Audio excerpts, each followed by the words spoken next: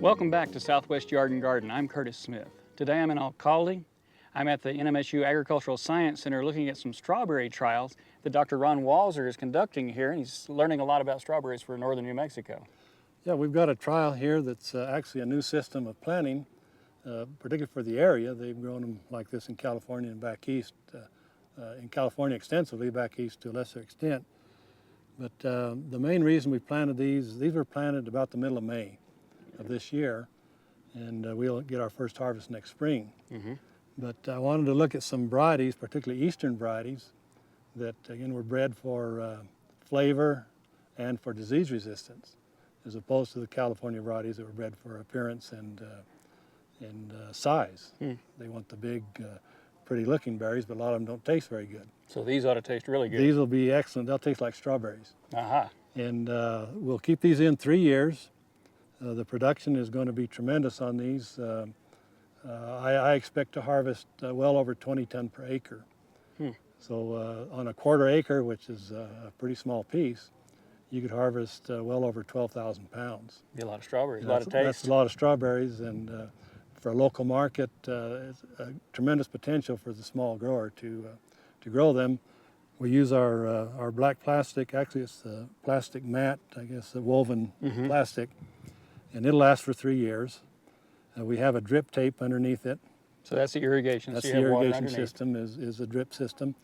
So you can essentially turn a valve, water your whole system, and then use the plastic to control weeds, also to warm them up during the spring so they'll come into production earlier.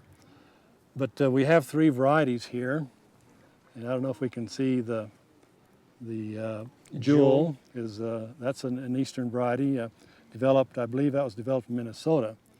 Then we have Honey Eye here, which is a New York variety, and then All Stars on the other side over there, that is a USDA variety developed in Maryland at their USDA Horticulture Research Center. They don't all look the same, do they? No, they look very differently. And I think that shows dramatic evidence of the value of doing these type of research projects, variety trials, at a research station as opposed to the grower having to do it. You know, and I've looked at these in different areas, and you can see that the All-Star just doesn't work here. Doesn't like our alkaline soil. Doesn't like our alkaline soil. Very chlorotic. A lot of them died out. Whereas these two, particularly Honey Eye and Jewel, do great. We're going to harvest a lot of nice berries out of here next year. I see they're making a lot of runners. A lot of runners. We have the runners right here, and that's one thing with this type of system. You have to cut these runners off. I thought you would, yes. Yeah, you'd have to. We just come in and break them off. Now, one thing that you can do is you can root these runners. Put them put a pot right here, and root them, and then cut them off, and then you can replant them. We're getting some berries in this fall that we're going to plant under this same system that we'll harvest next spring. And what they are is rooted runners. Okay. They're ready to go.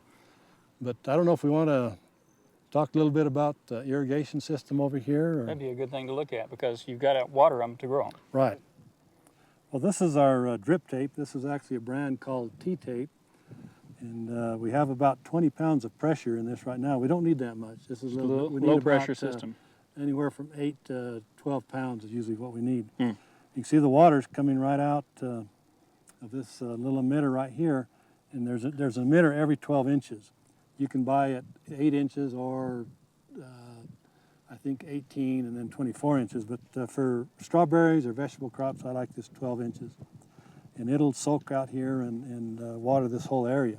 And you can have it on the surface or you can bury it? Right. Yeah, with the strawberries, I bury it about 2 inches. Okay. And I think with my vegetables, I'd probably bury it. Particularly, well, if you're going to have plastic mulch or compost over it, then it doesn't necessarily need to be buried. But if it's going to be in the open, then I would definitely bury it. Keeps the sunlight from breaking it down. Right.